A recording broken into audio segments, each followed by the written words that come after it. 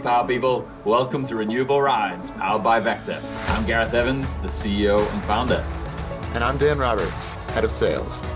In each episode, we'll uncover the latest trends, learnings, challenges, and triumphs relating to the energy transition, on-site energy, and sustainability through the experiences of our inspiring guests and team here at VECKTA.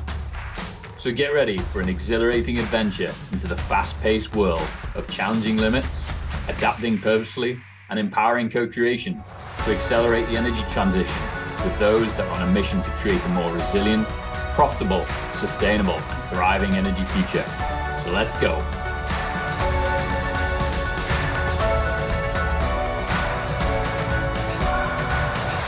All right, welcome back everyone to an episode of Renewable Rides. And today we are joined by Patrick Baker, who is a sales executive with our team and a specialist in all things automotive, wine, and energy. And today is going to be a really enjoyable conversation because it's super topical. Lots of news around about EVs and some of the latest trends, electric vehicles, as well as fairly significant announcement by Hertz. So we want to just dig into what's going on in the energy sector. What are the trends? What is the news? Why is it happening? So you up for it, fellas? Let's dig in. Let's go. Looking forward to it. All right, good. Well, I think starting off, the real positive news is there's been lots of exciting updates about the state of the EV industry. And I think some of the stats that caught my eye, on the sales side, plug-in electric vehicle sales were up 9.1%, making up 9.1% of all light-duty vehicle sales in 2023. I think that's a pretty significant stat because most people do not realize, I think, how much the new vehicle sales market is made up by EVs. Any thoughts or comments on that? It's a ever-growing market, and it's only going to keep growing. So there's going to be trials and tribulations along the way. Got to get used to it. This is a new entry into the marketplace, but it will soon dominate the world. Yeah.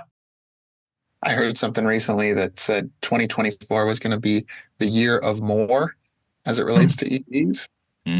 More charging infrastructure, more vehicle models. I think that's a really important piece in all of this, and more interest in adopting them. So we'll see how the year plays out, but it's certainly encouraging to see the penetration it's had so far. Yeah. And price is going to be a big factor in that, Dan. And that's those other models and other makers are bringing down the price, which is huge. Yeah, both the ownership price as well as the operating price. One of the other stats was a really interesting study by Yale Climate Connections, and they looked at, what is the cost of operating an electric vehicle versus an ICE or an existing gas-powered car. And they found that to operate an EV, the equivalent gasoline price would have to be in the $1 to $2 range across the US. So massive savings for people who are paying, especially here in California, we're paying $4.50, $5, $7 at times. So if you can, drive the same mileage at $1 to $2 a gallon, that's a pretty significant savings. But the national average being $1.41 versus the current gas price on average being $3.07. So very interesting to see the operational costs being very competitive as well. And then the last one, I think, is around range. And lots of people always talk about range anxiety, but the highest range for EVs in 2023 was 516 miles on a single charge by Lucid Air. That's absolutely incredible. The average across all EV models, 270 miles. And that compares to back in 2011, we were talking about 60 to 90 miles. And so we've come a long way. Yeah, the Cybertruck is also 500 with the extra battery pack. Yeah, pretty exciting day today. I was out and about and saw my first Cybertruck in the wild, fellas. It was an exciting moment. And at the same time, I was following a Rivian truck that was covered in mud, which made me very excited that someone was going outdoors and taking their EV off-road, which is certainly something that is an exciting development. On the note of range, though, and Gareth, you hit on the fact that range anxiety is a big concern. In fact, it's one of the top two concerns according to a report that was released last week by McKinsey of why people are unwilling to consider an electric vehicle. The top two reasons were availability of chargers, wanting them to be about equal to the number of gas stations, and then larger battery capacities for longer driving range. That said, in the US, the average trip distance in miles in 2022 was 12.2 miles. And then the average number of miles traveled in a day in 2022, because the average number of trips was about 2.4 trips per day, was a total of 30.1 miles. So the reality is, the outside of maybe road trips, range anxiety really should not be a factor, because you're never bouncing up against a 250, 270 mile range. So I think it's a bit of an unfounded concern of most consumers, but it's one that's been perpetuated in people's mind. Patrick, as an EV owner yourself, how have you found range to be a problem or not in your life? Yeah, a lot of these studies in terms of proximity to chargers and stuff like that, if you're not fully in the EV world, you recognize that the majority of your charging is done at home. So even if I was to make 2.5 excursions a day, there's an opportunity to charge at home, but I charge at home at night. So that is at a reduced rate. And we have a Tesla Model 3. We have 263 miles range. It's only when we're traveling long distance, and the Tesla interface tells us where those charging stations are relative to our route map. And it will go to 5%, which I'm not as comfortable with. So I choose a station prior just in case, because I don't ever want to have range anxiety. But, it's with Teslas anyways, they've made it a lot easier to not have to worry about range. Other vehicles, maybe not so much. And part of that has something we'll talk a little bit further about, which is, charging stations themselves and actual operating devices that are being maintained. Yep. A lot of that nicely leads us into the latest news, I think, in the last week or two coming out of Hertz. I think just to set the scene for everyone, in 2021, Hertz came to market saying that they had inked a $4.2 billion strategy to buy hundreds of thousands of EV cars from Tesla. They followed this up in 2022, saying that they were going to create the world's largest rental fleet of EVs, with tens of thousands available across 500 Hertz locations. And their goal was really to ensure that 1/4 of their fleet would be electric by the end of 2024. And we're obviously getting very close to that now. So they came to market just in the last week and filed an SEC statement saying that they'd made a strategic decision to slash their electric vehicle fleet by over 20,000 vehicles.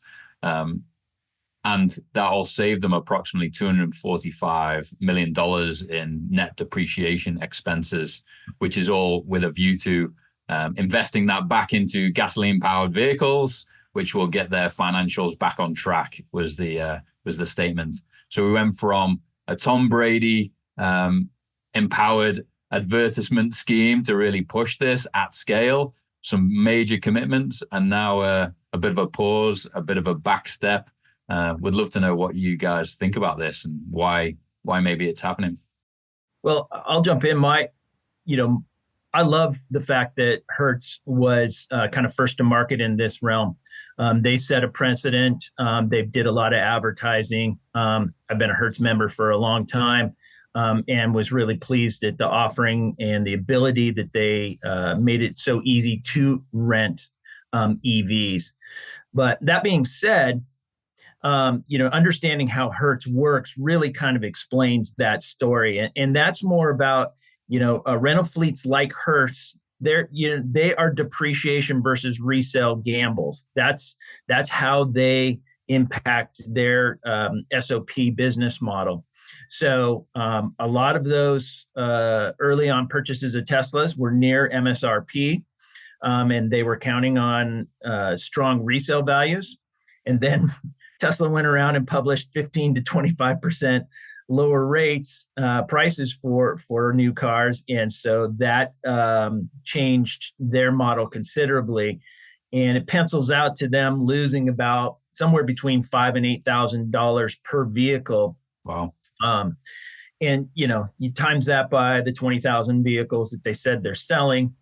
That's a lot of money. If they were to completely exit the game, which is unlikely, but you take 100,000 vehicles that they've committed to, times that $5,000 to $8,000, and that's a double ouch. So that's kind of, I think that's the newsworthy part that directly correlates with their statement. But I think there's a lot of other backstory here, Gareth, that, kind of comes down to a couple of things, but they predominantly are under the heading of charging, and we talked a little bit about charging earlier, but, Hertz is not unlike the other three OEM, big car makers in the US, where, their focus is on getting cars on the road. And that's how Hertz makes money, is having cars on their road. It significantly underplays the ability for customers to recharge and use those rental cars in the appropriate manner. So if you think about it, renting the car and getting it on the road is only half the equation. Yeah. The other half is something we don't think about, right? Just before I go to DFW airport, I know where the 7-Eleven is that I'm going to charge because I've mapped it out several times. To refuel my ICE vehicle. I have no idea where a charger is near DFW airport. Just being an out-of-towner, it's difficult to, very easily rely on a system that's been around for forever, like gas stations. You don't get that with an electric vehicle. So kind of a fun moniker I made up was, it's like, cars are only half the equation. It's like we're running around selling a whole bunch of printers, but with very few ink suppliers. And, that's a dangerous business model if you don't have a way to refill those vehicles. So, yeah, it's a really interesting one, isn't it, Patrick? Because I think we're seeing some real interesting innovations. I posted that on LinkedIn this week, and I saw you pick up on it, like British Telecom in the UK converting old telephone and internet cabinets into EV charging infrastructure, others doing light post switch outs. And so people are trying to figure out how to deploy charging infrastructure at scale. But I think for the likes of Hertz and some of these big car manufacturers and dealers, one of the challenges is that they haven't thought through what is the impact on my business by installing this infrastructure. I'm going to put in a bunch of EV chargers. How much extra energy is that going to consume? How much is that going to cost me? Do I even have the electrical infrastructure to consume that additional energy? And I think these problem statements are not questions that most business leaders want to think about, or certainly have strategically thought about before making some of these big, bold statements. Yeah, and not everybody wants to be the first. They want to see a proven business model before they make that investment, and or if they're getting capital funding for that, they need to prove that business model to whoever holds the note. So if it's unproven, that's a tough row to hoe. I think that having the infrastructure is part of the equation. I think another challenge that has been very difficult to get over, and that Hertz was also suffering, but others as well, is just basic training about utilizing EVs. It's not everybody has driven an EV before, and there's different aspects of it. I have both an ICE vehicle and an EV vehicle for a while, and transitioning from one to other, it makes you have to think about it for a second. I barely touched the brake in my Tesla. It's not required. I regen to a stop at almost every single stoplight. So I actually took a recording of myself going about my day and a video of my feet I never touched the brake pedal in like 4 hours of driving. Wow. So that's very different. Then I'd hop into my Ford F-150, and that's a lot of mass that I have to bring to a stop at the end of every street or stoplight, right? So it's just different driving. So imagine trying to explain these changes in the few minutes that you have to interact with a rental car fleet person who's trying to check you out. So training people how to use EVs is part of it, in addition to the infrastructure of charging. Yep. You had a personal experience, didn't you, of renting a car and someone trying to explain to you all the ins and outs of actually what you should expect during your rental period? How did that go? Yeah, no, it's actually when I bought my Tesla. It was a 27-minute. I recorded it because I wanted to show my wife, who couldn't join me for the delivery. It was a 27-minute experience to, how to adjust whether I wanted the brakes to come to a full stop or not. And like he explained to me, it's like when you're at a full stop and it changes from 0 miles an hour to an H, you can get up. The example he used was you could be on a hill in San Francisco, get out and walk away from the car. It will not go anywhere just by being, fully held there in place. So very different. Yeah. Yeah. And most people would probably get into a rental and wonder, where's the key? How do I even get in? I've seen, people not even being able to get into an electric car because there's no door handle, and, just things that you completely overlook. This is my key. Yeah. Your phone. Yeah. Yeah. Patrick, how much do you think the Hertz news of selling off these Teslas was driven by accounting versus consumer interest, or some combination of the two? Yeah, it's a good point. Being a business person ourselves, that's a big part of it. I think the accounting piece of it, that's their game, is playing that gamble between depreciation and resale value. That's a big part of how Hertz and other rental fleets operate. So I would say the majority of it is that, Dan, but it's not far behind is the fact that the infrastructure isn't there, the training hasn't happened, and therefore the adoption is difficult. So they might be willing to continue that risk if they knew there was this surge of demand coming behind them. I think that's to answer the other part of your question. I think that they have less confidence in that surge.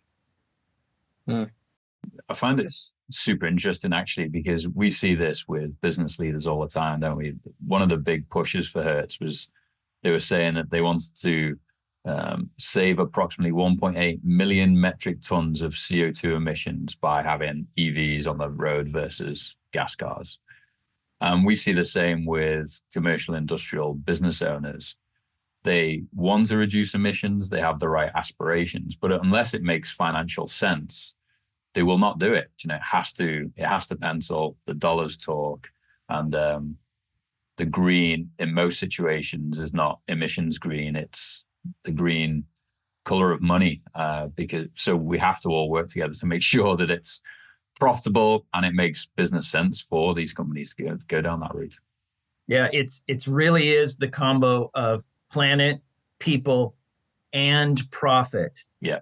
You have to be able to continue to operate as a business. And I think that was, one of the main reasons behind the Hertz decision. But, this isn't like any other adoption of a new technology in some regard. It just impacts so many of us because, mobility is a part of our everyday lives, especially in the United States. So I want to remind you that, it was only 100 years ago that the Model T, Ford's Model T, became the most popular vehicle. It was horse and buggy before that. Even though it was released in 1908, it wasn't until 23 that it actually really took off. And, that infrastructure for refueling those Model Ts, I'm sure, was struggling at that time as well. And I'll bet you that there was, some farmer, his door being knocked on by a Model T that ran out of gas and asking if the horse could pull him to the nearest petrol station to refill. So, the adoption of new technology, the infrastructure to support that technology, this is not new. We're at, ironically, almost the 100-year mark since the popularity of the Model T. So the Model 3 or Model Y versus the Model T, ironically, 100 years later, similar types of issues. Yeah. And for me, actually, I was very interested to read that on a regulatory front, it was in England where there was a lot of development around the early car, but actually the government was so nervous about it, they introduced so many regulations that then the opportunity to manufacture vehicles at scale then went to the US and Germany.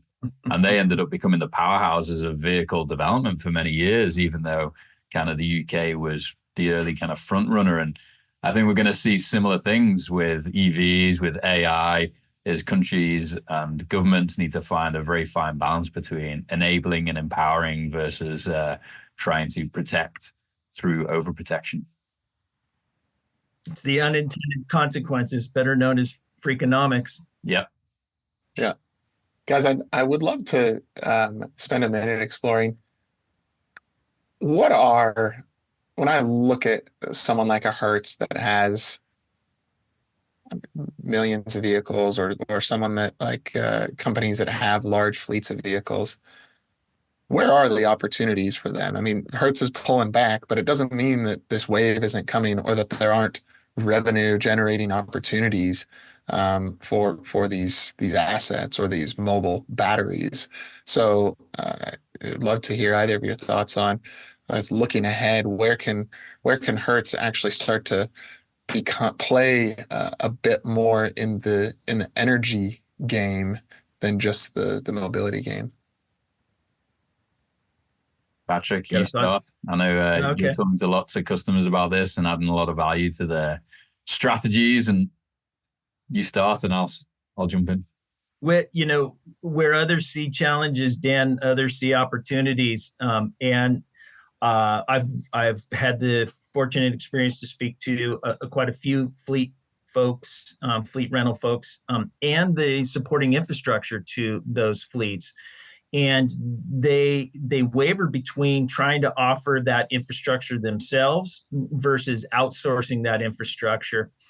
Either way, to one of Gareth's earlier points, it comes back to knowing or expecting and planning for a financial strategy to meet that energy need.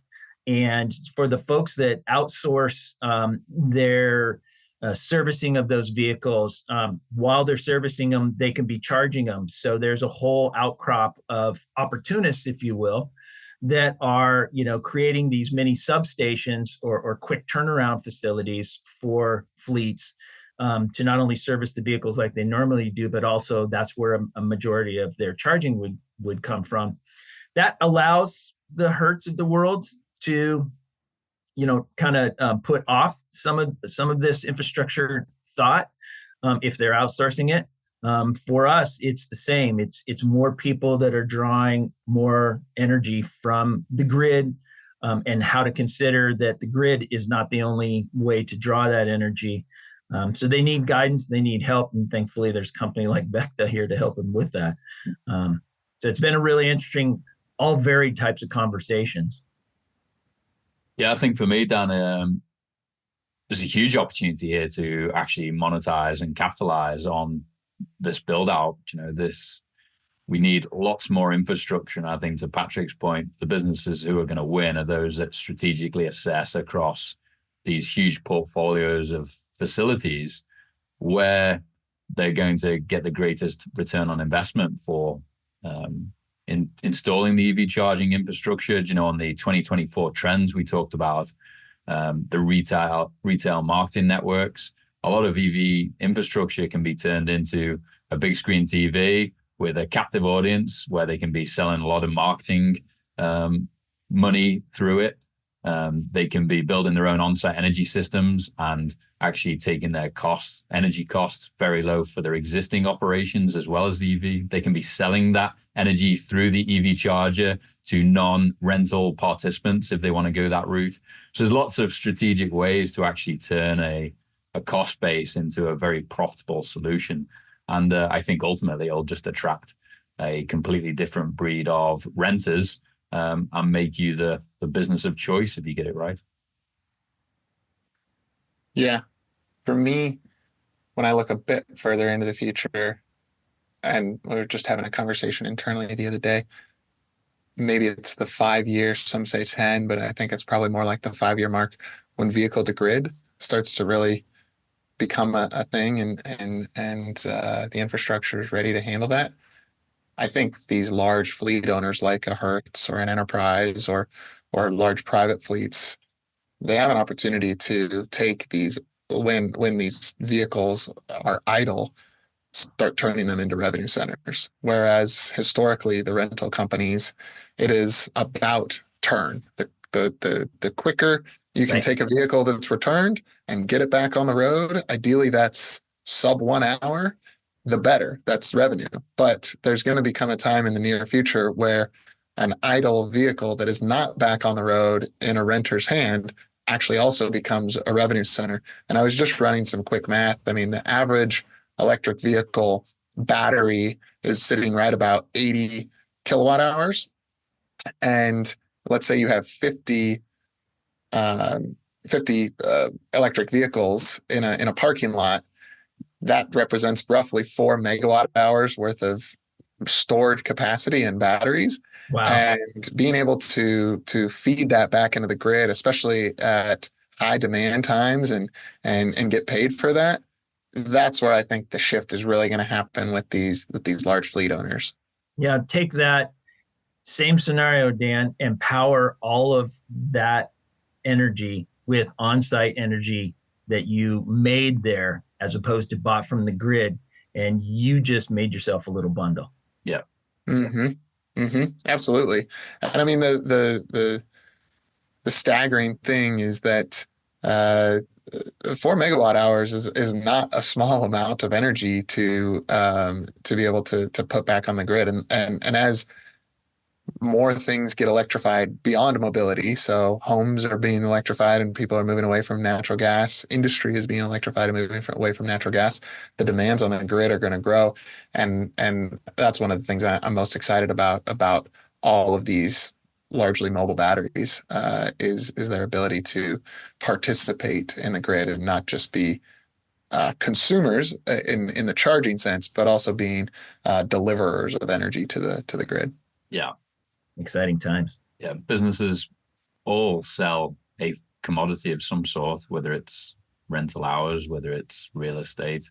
This is just another monetizable unit that businesses need to figure out. And especially for these companies where they've got massive real estate presence, big car parks, big storage facilities, they've already invested in the infrastructure in the form of the car. Making that a mobile money unit is amazing. Yeah. And to your point, Gareth, they invested in the car. That's half of it. Yeah. The rest of it is the infrastructure that supports it, and lots of money to be made there. Yeah. The enabling tech.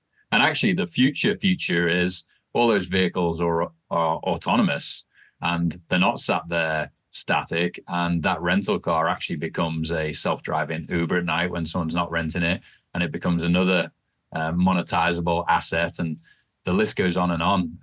I think a lot of us aren't thinking about the tech that is literally just around the corner. And I've always said to my kids, when they consider what they're going to pay for their monthly expense for their vehicle, to consider that the majority of that time, that expense is sitting in front of your house doing absolutely nothing for you. Yeah. Send it to work. Amen. The money for you. My kids Exactly. with the car. Oh, cool. Love that. No, I'll be really curious we're certainly going to be tracking this closely, and we'll probably have a revisit of this maybe mid-year or towards the end of the year to see how this all plays out, especially because we'll get some good information from some of the companies that we're working with. But it's the general trend of EVs is up and to the right. But when you zoom in on individual, like more fine points in time, it is going to be a bit more of a roller coaster, as with anything. But the general trend is certainly adoption is growing, and that's, I don't think, going to slow down anytime soon, even with news like what we've just recently heard out of Hertz. Yeah, and it's them stepping back. It's not them stepping out, is it? And I think let's support the likes of Hertz to be super successful, so everyone else goes, hang on a minute, this is awesome, let's go. Well, if you're Hertz competitors, I bet you're having similar conversations than we are today. Yeah. It's been a pleasure, fellas. Have a wonderful weekend. Thanks for your time. Glad to be here. Likewise. Thanks.